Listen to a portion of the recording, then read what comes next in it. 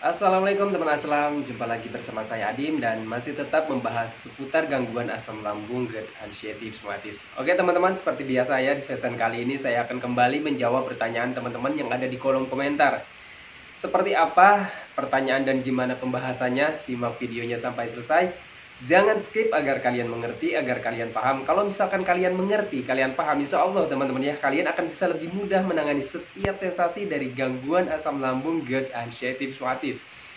Dan buat teman-teman yang baru bergabung, seandainya kalian mau bertanya tentang seputaran gangguan asam lambung GERD anxiety rheumatis, alangkah lebih baiknya kalian itu simak dulu teman-teman ya video-video saya yang terdahulu.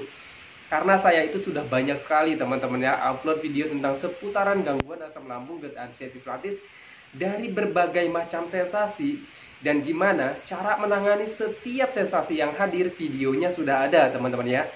Silahkan kalian simak saja videonya teman-teman ya. Kalian klik saja profil saya teman-teman ya, akun saya. Kalian klik bagian reel ataupun bagian video teman-teman ya, ataupun bagian shortnya teman-teman ya. Kalian sesuaikan saja video-videonya dengan apa yang sedang kalian rasakan saat ini gitu teman-teman ya. Gangguan asam lambung GERD anxiety rheumatis itu sensasinya banyak sekali teman-teman ya. Dari ujung kaki sampai ujung rambut ada aja sensasinya. Tetapi kalau misalkan kaliannya mengerti, kaliannya paham, insya Allah teman-teman ya, minimal ya teman-teman ya, bisa mengurangi rasa cemas kalian, rasa takut kalian terhadap sensasi-sensasi yang sedang kalian rasakan saat ini teman-teman ya. Oke teman-temannya, gimana nih kabarnya teman-temannya? Saya tengok ya teman-temannya di kolom komentar itu, alhamdulillah ya, di di DM juga sudah banyak banget yang baik teman-temannya. Alhamdulillah saya ikut seneng teman-teman ya, kalau misalkan saya dengar kabar kalian itu sudah ada yang sembuh, sudah ada yang mulai membaik gitu teman-teman ya. Saya itu ikut seneng teman-teman ya, dan semoga saja kesehatan kalian itu tetap terjaga gitu teman-teman ya. Dan kalian, saran saya teman-temannya ataupun masukan dari saya teman-temannya yang sudah membaik, yang sudah sembuh, apalagi teman-temannya tetap dijaga ya teman-temannya. Metode-metode yang sudah saya bahas tetap dijaga teman-temannya. Walaupun kalian sudah membaik, jangan kalian itu terlena ya dengan kesembuhan kalian gitu teman-temannya. Karena gangguan asam lambung GERD anxiety rheumatis itu sama dengan gangguan-gangguan yang lainnya teman-temannya, seperti flu ataupun batuk gitu teman-temannya, sama aja dengan gangguan-gangguan itu teman-temannya. Kalau misalkan kita tidak bisa menjaga pola makan gitu teman-temannya, itu pasti ya lambat laut itu akan kambuh gitu teman-temannya, sama aja dengan gangguan-gangguan yang lain gitu teman-temannya. Dan buat teman-teman yang belum membaik teman-temannya, semoga saja kalian juga akan cepat membaik gitu teman-temannya. Oke, kembali lagi ke pembahasannya teman-temannya. Di sini saya sudah catat teman-teman ya pertanyaan kalian. Soalnya banyak banget ya teman-teman ya. Mungkin ini karena ini saya pulang kerja teman-temannya, waktunya udah sore, mungkin saja karena ini pertanyaannya banyak, mungkin saja videonya ataupun pertanyaannya itu tidak terjawab semuanya. Mohon maaf teman-temannya atas keterbatasan waktu saya gitu teman-temannya. Mohon dimaklum. Dan insya Allah teman-temannya, mungkin nanti saya akan buatkan video-video selanjutnya gitu teman-temannya dari pertanyaan kalian. Karena sepengalaman saya teman-temannya, untuk orang yang terkena gangguan asam GERD anxiety rheumatis itu jiwa keponya tinggi teman-temannya. Kalau misalkan pertanyaannya itu belum terjawab teman-temannya, itu selalu saja di pikirannya masih teringat gitu teman-temannya. Ini gimana nih dengan sensasi ini gimana nih dengan sensasi ini, Bang Adim nih ngalamin gak, orang lain nih ngalamin gak sensasi seperti ini. Waduh, jangan-jangan orang lain gak ngalamin, dan kalau misalkan orang lain gak mengalami, jangan-jangan saya ini beda gitu teman-teman. Biasanya seperti itu ya, pengalaman saya seperti itu. Dan selalu saja terus bertanda tanya, dan kalau misalkan gak kejawab itu menjadi pemikiran yang sangat berat gitu teman-teman. Nantinya ujung-ujungnya kita itu searching ke internet gitu teman-teman. Dan kalau misalkan searching ke internet ya, biasanya ada artikel-artikel yang membuat kita itu semakin takut, semakin cemas, semakin gelisah, semakin was-was gitu teman-teman ya. Oke ya, saya lanjut ya teman-teman ya. Pertanyaan yang pertama, setiap cemas pikiran kemana-mana. Ini terbalik teman-teman ya. Sebenarnya setiap cemas itu bukan pikiran kemana-mana. Sebenarnya yang membuat kita itu cemas itu adalah pikiran teman-teman ya. Jadi pikiran negatif yang selalu membuat kita itu menjadi cemas gitu, menjadi gelisah gitu teman-teman ya. Lalu gimana caranya nih Bang Adim supaya kita itu tidak berpikiran negatif, supaya kepala kita ataupun di otak kita itu tidak selalu berpikir tentang hal negatif. Nah, ini ciri khasnya orang yang terkena gangguan anxiety disorder, teman-teman ya. Anxiety psychosomatic disorder. Jadi ciri khasnya memang seperti itu, teman-teman ya. Jadi ketika apapun, teman-teman ya, itu selalu dipikirkan ya, teman-teman ya. Karena apa? Kita kena apa ya? Kenapa kita selalu berpikir tentang hal negatif gitu, teman-teman? Karena kita itu mengalami yang namanya trauma, teman-teman ya. Orang yang terkena gangguan asam, anxiety disorder itu di awal-awal biasanya ada trauma, teman-teman ya. Entah trauma dari sensasi gitu, teman-teman ya. Sensasinya kan di awal terkena gangguan asam, anxiety disorder itu sensasinya kan luar biasa nih, teman-teman ya. Pengalaman saya itu sensasinya luar biasa, dan ketika ada sensasi yang luar biasa itu, kita itu selalu menghubungkan dengan apa ya, dengan kematian gitu, teman-teman ya, dengan hari terakhir, detik-detik gitu, teman-teman ya, waktu kita itu yang terakhir kita anggapnya, teman-teman ya. Padahal belum tentu tanda kematian itu seperti itu, belum tentu waktu kita parah itu di masa kritis itu belum tentu itu hal yang akan membuat kita mati gitu, teman-teman ya. Tapi memang di awal-awal apa ya, di awal-awal terkena gangguan asam, anxiety disorder itu memang sensasinya luar biasa gitu, teman-teman ya. Kita itu seperti mau gitu, teman-teman ya. Nah, disitulah kita ada trauma, teman-teman ya. Dan ketika ada trauma, jadi kita itu pikirannya jadi sensitif gitu, teman-teman. Ketika ada sesuatu ataupun ada sensasi ya, teman-teman ya, walaupun itu sekecil apapun ataupun sedikit gitu, teman-teman ya, itu selalu dipikirkan dengan berlebihan gitu, teman-teman ya. Biasanya seperti itu sih, teman-teman ya. Pengalaman saya seperti itu ketika ada sensasi di bagian dada gitu, teman-teman ya. Di sini di bagian tulang rusuk gitu, teman-teman ya. Itu kita itu selalu berpikir, wah ini penyakit berbahaya nih, jangan-jangan itu penyakit ini akan akan menyebabkan kematian gitu, teman-teman. Terus kalau misalkan kita searching nih, asam lambung bahaya nggak? Nah, kalau misalkan ada artikel-artikel yang tidak yang tidak sesuai dengan keinginan kita gitu artikelnya, teman-teman ya. Kalau misalkan kita searching nih di internet, terus artikelnya itu tidak sesuai dengan keinginan kita, dan itu membuat kita itu menjadi takut, wah asam lambung berbahaya gitu, teman-teman ya, bisa menyebabkan ini, bisa menyebabkan itu, bisa kemana-mana gitu, teman-teman ya. Nah, di situ biasanya, teman-teman ya, itu mental kita itu semakin down gitu, teman-teman ya. Ketakutan itu kita semakin karena pikiran kita itu nggak mau, teman-teman ya, kita itu nggak mau mengalami hal yang tidak kita inginkan gitu, teman-teman ya. Itu pengalaman saya seperti itu. Kalau misalkan kalian itu sudah dinyatakan oleh dokter itu hanya gangguan asam lambung ataupun GERD gitu, teman-teman ya, ataupun difeksi ataupun gangguan lambung lainnya, pokoknya intinya tentang asam lambung gitu, teman-teman ya. Pokoknya gangguan lambung lah gitu, teman-teman ya. Kalian yakin saja, teman-teman ya, jangan berandai-andai kemana-mana, dan jangan selalu sering kalian itu searching di internet gitu, teman-teman ya. Ini pengalaman saya, teman-teman ya, dari awal terkena gangguan asam, teman-teman ya, saya itu selalu searching di internet. Udah tahu ya, teman-temannya, saya itu didiagnosa oleh dokter itu hanya GERD gitu, teman-temannya. Terus hanya gastritis, teman-temannya. Saya itu selalu saja searching di internet gitu, teman-temannya. Nah, itu bisa membuat mental kita itu semakin down, teman-temannya. Kalau misalkan mental kita semakin down, kita akan semakin lama membaiknya gitu, teman-temannya. Karena untuk gangguan asam lambung itu, teman-temannya, itu nggak bahaya, teman-temannya. Nggak bahaya. Kalau misalkan kalian nggak yakin, kalian cek aja ke dokter, teman-temannya. Dan saya dulu pernah konsultasi dengan salah satu dokter di tempat saya dekat, teman-teman ya, dan katanya nggak ada hubungannya dengan penyakit-penyakit yang lain, teman-temannya, karena tuh gangguan asam lambung itu bukan penyakit tetapi gangguan gitu, teman-teman ya. Jadi jangan selalu kalian itu disangkut pautkan bahwa asam lambung itu penyakit berbahaya gitu, teman-teman ya.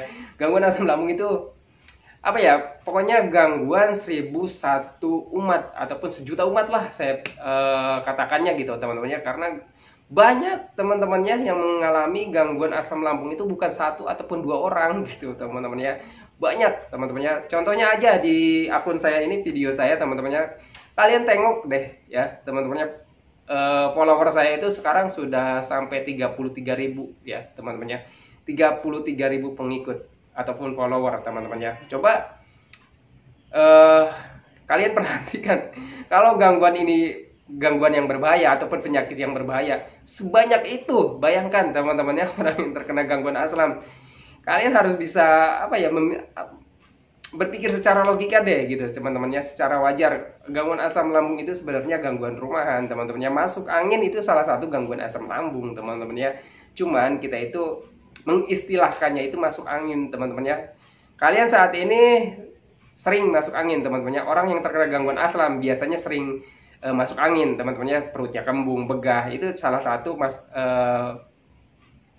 salah satu tanda bahwa asam lambung kalian itu belum membaik, teman-teman ya, ataupun terkena gangguan asam lambung. Itu sebenarnya gangguan yang dulu sering kita alami, teman-teman ya, seperti kembung, begah, mual gitu, teman-teman ya. Itu sering kita alami dulu, teman-teman ya. Tetapi sekarang menjadi sesuatu yang besar gitu, teman-teman ya. Karena kita itu ada psikis yang terganggu, teman-teman ya, ada mental yang terganggu, ada perasaan yang terganggu gitu, teman-teman ya. Kalian itu sekarang sudah dihinggapi yang namanya anxiety psychosomatic disorder gitu, teman-teman ya. Jadinya hal sekecil apapun gitu, teman-teman ya, kalian itu pikirkan dengan berlebihan, kalian sangkut pautkan dengan hal yang berbahaya, kalian sangkut pautkan dengan kematian gitu, teman-teman ya. Biasanya seperti itu, teman-teman ya. Itulah orang yang terkena gangguan asam GERD anxiety psychosis nanti ya. Kalian kalau misalkan kalian sudah bisa memahami, kalian sudah bisa berpikir secara logika, berpikir secara wajar, teman-teman ya. Kalian kalau misalkan nanti kalian sudah sembuh, ingat kata-kata saya, nanti kalian akan tersenyum-senyum sendiri kalau misalkan kalian mengingat kejadian-kejadian dulu saat terkena gangguan asam lambung GERD anxiety psychosis. Pengalaman saya seperti itu, teman-teman ya. Saya juga kalau misalkan baca-baca komentar, teman-teman ya, pertanyaan-pertanyaan kalian, terus DM, teman-teman ya, itu saya suka ketawa-ketawa sendiri, suka senyum-senyum sendiri, teman-teman ya. Karena dulu juga saya mengalami sensasi-sensasi yang sering kalian tanyakan kepada saya, teman-teman ya.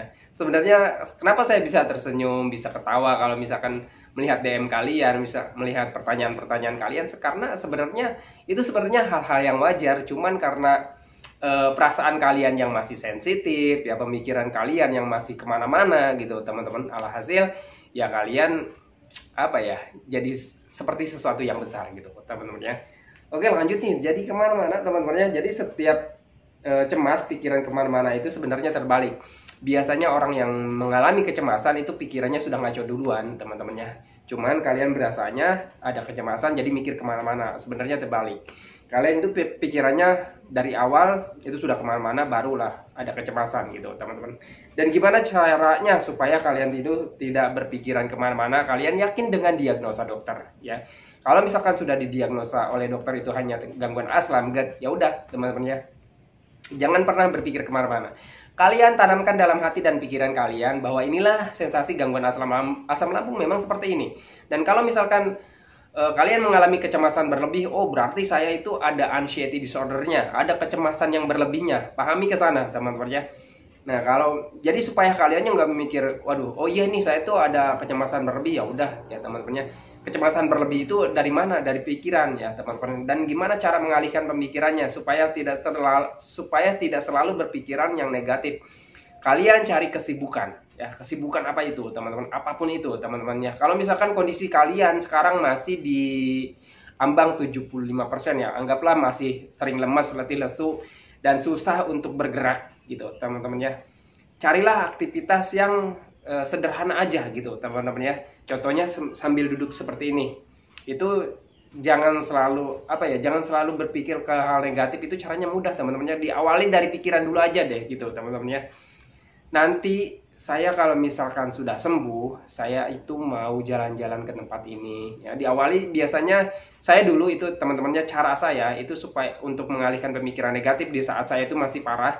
Itu biasanya saya itu sering lihat video-video tentang pemandangan gitu, teman-teman ya, ataupun tentang tempat-tempat wisata. Tetapi walaupun saya sarankan seperti itu, jangan terlalu lama, teman-teman ya. Untuk main HP itu kalian jangan terlalu lama, karena untuk orang yang terkena gangguan asam GERD anxiety psychosis itu sering keleyengan, sering matanya kabur ataupun buram gitu, teman-teman ya. Nanti kalian pikirannya malah kemana-mana lagi ya. Dibatasi aja, teman-teman ya. Terus juga dibantu zikir, teman-teman ya, dibantu zikir, dibantu sholawatan gitu, teman-teman ya. Jadi supaya pikirannya itu tidak ngarah ke hal-hal negatif terus. Jangan pikirannya jangan terlalu traveling ke hal-hal negatif gitu, teman-teman ya. Itu yang saya lakukan dulu, teman-teman ya, sebelum saya bisa aktivitas gitu, teman-teman ya. Dan kalau misalkan kalian sudah bisa kondisinya mungkin saja sudah bisa jalan gitu, teman-teman ya.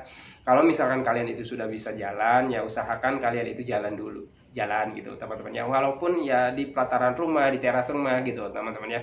Itu teman-teman ya metode-metode saya untuk mengalihkan pemikiran-pemikiran negatif gitu teman-teman ya. Karena pemikiran negatif itu kalau misalkan kita malah diem gitu teman-teman ya, malah terus rebahan gitu, itu nggak akan pernah teralihkan pemikirannya teman-teman ya. Kita itu cuma rebahan, jadi pandangannya itu cuma mentok di tembok, di pintu, di dapur gitu teman-teman ya. Jadi kalau misalkan pemandangannya cuma itu aja, itu pemikiran ya akan nggak akan mikir yang lain gitu teman-temannya. Mikirnya terus tentang penderitaan, penyakit, sensasi gitu teman-teman ya. Itu ya teman-teman ya.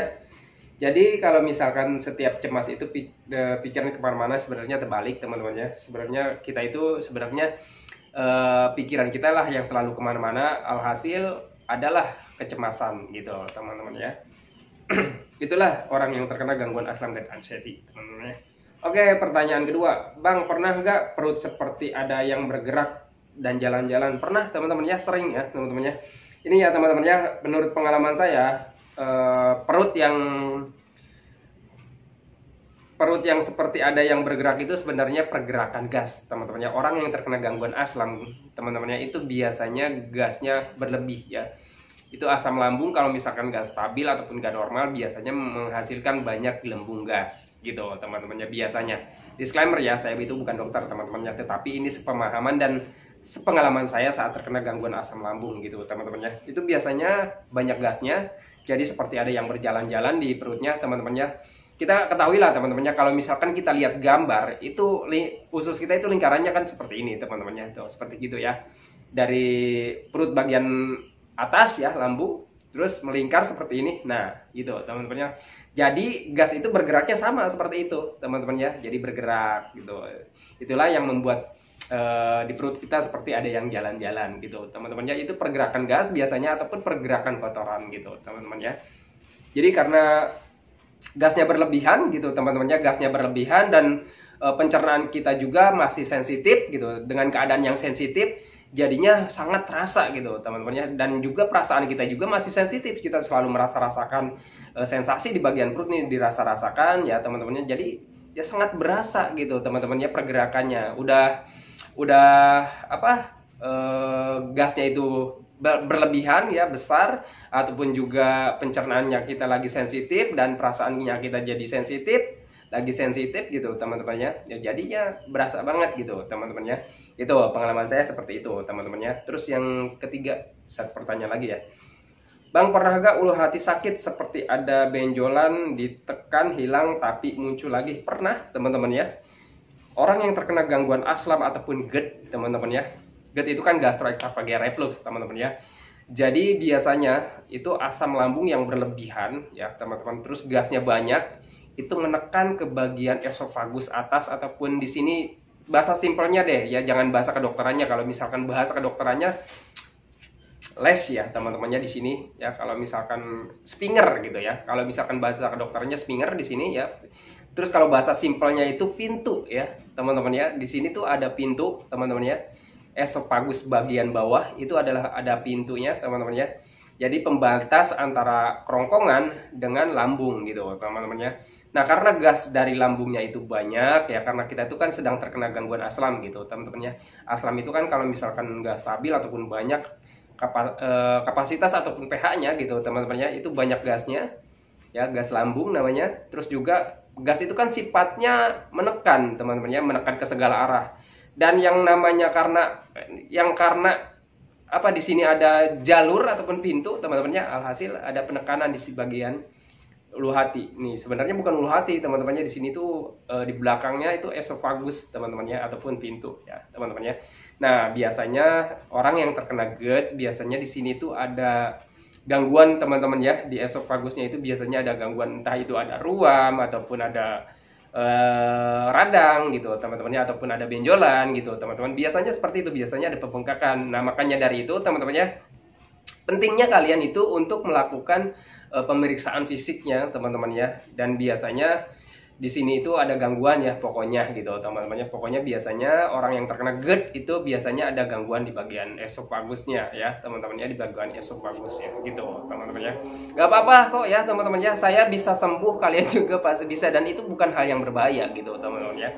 Kalau misalkan hal yang berbahaya ya mungkin sampai saya detik ini saya itu nggak akan membuat video seperti ini. Dan juga banyak orang lain teman-teman ya, di akun saya ini juga sudah banyak sekali orang yang sembuh teman-teman ya, dengan melakukan metode-metode saja, dan mungkin saja mereka juga melakukan pengobatan gitu teman-teman ya. Intinya kalau misalkan orang lain sembuh, saya sembuh, ya kalian juga akan pasti sembuh gitu teman-teman ya. Jangan berkecil hati, tetap semangat teman-teman ya, karena yakin ini bukan gangguan yang berbahaya gitu teman-teman. Hanya butuh waktu saja teman-teman ya, dan kalian tetap konsisten aja dengan metode-metodenya gitu teman-teman ya. Oke, karena ini udah mau maghrib nih, udah selawatan teman-teman ya. Jadi saya itu pernah teman-teman ya mengalami yang namanya sakit di bagian ulu hati, dan seperti ada benjolan, terus kalau ditekan itu hilang, nanti timbul lagi teman-teman ya. Itu gas ya, kalau menurut pengalaman saya itu gas, karena orang yang terkena gangguan asam GERD itu biasanya banyak gasnya, dan gas itu sifatnya kan menekan ya, jadinya di sini ada lubang keluarnya teman-teman ya, jadi menekan ke sini teman-teman. Biasanya itu orang yang terkena gangguan GERD itu biasanya sering sendawa, ataupun yang pernah juga ada di fase sulit sendawa gitu teman-teman ya, biasanya seperti itu. Kalau misalkan kalian sudah dicek ke dokter ya kalian ikuti saja arahan dokter teman-teman ya. Kalian misalkan dikasih obat ya minum obatnya dengan rutin dan teratur gitu teman-teman ya.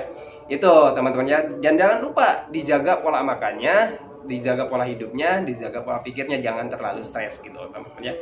Kalau misalkan asam lambungnya itu membaik teman-temannya, nanti juga gangguan-gangguan yang lainnya juga akan membaik, seperti esofagus ya teman-teman ya. Esofagusnya juga nanti akan membaik gitu teman-teman ya, karena semuanya juga berasal dari asam lambung sih menurut saya teman-teman ya. Kalau misalkan asam lambungnya stabil terus gitu, normal terus, jadi ada pembaikan. Ketika ada pembaikan itu tidak terganggu ya oleh asam lambung gitu teman-teman ya, karena asam lambung itu sifatnya korosif teman-teman ya. Asam lambung itu kan zatnya yang apa ya, tajam gitu teman-teman ya. Kalau dia nggak tajam nggak bisa mencerna makanan gitu teman-teman ya, karena asam lambung itu zatnya asam ya, asamnya itu tajam gitu teman-teman ya, jadi sifatnya korosif. Kalau misalkan keluar dari dari lambung gitu teman-teman ya, terus ke esofagus, nah biasanya di esofagusnya itu biasanya merah ya, ada ruam gitu teman-teman ya, karena yang sanggup menahan keasamannya lambung itu adalah lambung sendiri gitu teman-teman. Kalau misalkan keluar dari lambung itu biasanya ada panas dalam gitu teman-teman ya. Terus misalkan kalau ke mulut itu bisa jadi bibirnya pecah-pecah, ataupun lidahnya sariawan gitu teman-teman ya. Seperti itu teman-teman ya, itu sebenarnya gangguan yang wajar dan apa ya, normal gitu teman-teman ya.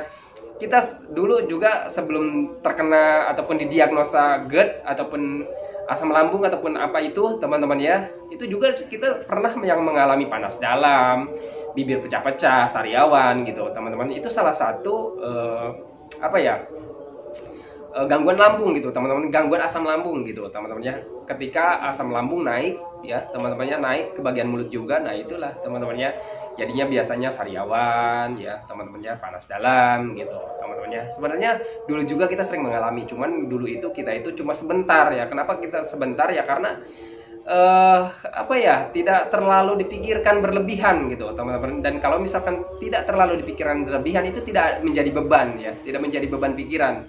Kalau misalkan tidak menjadi beban pikiran, itu ya asam lambungnya cepat normalnya. Yang apa ya, selain makanan yang kita konsumsi teman-teman ya, asam lambung itu dipengaruhi oleh pikiran juga, oleh stres kita juga gitu teman-teman ya. Maka dari itu kelola stresnya ya teman-teman ya, untuk supaya lebih cepat asam lambung kalian itu netral ataupun stabil gitu teman-teman ya.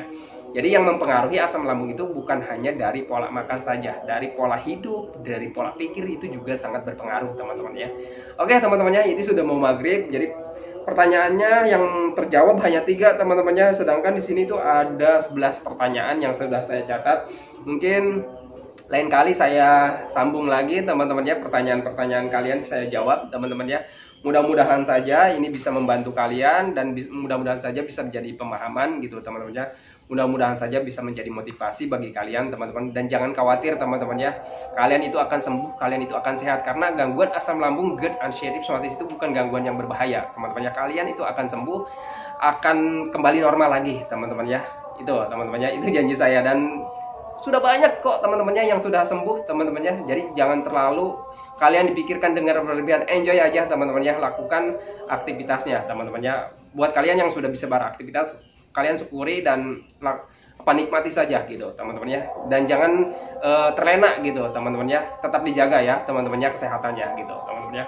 Oke, karena ini udah maghrib teman-temannya, saya akhiri dulu videonya teman-temannya. Sebelum saya akhiri, saya doakan buat teman-teman yang belum membaik dari gangguan asam lambung, GERD, ulcerative colitis, semoga kalian itu cepat membaik teman-temannya. Semoga kembali lagi keadaan kalian yang dulu, entah itu emosinya, kebahagiaannya, keceriaannya, canda tawanya, pokoknya hari-hari kalian yang dulu yang berwarna itu semoga cepat kembali lagi teman-temannya. Dan jangan lupa teman-temannya, doakan juga saya agar saya itu tetap sehat, tetap kuat, tetap ceria, agar tetap bisa menemani kalian yang belum membaik dari gangguan asam lambung, GERD, ulcerative colitis. Oke teman-teman, saya akhiri videonya. Assalamualaikum warahmatullahi wabarakatuh.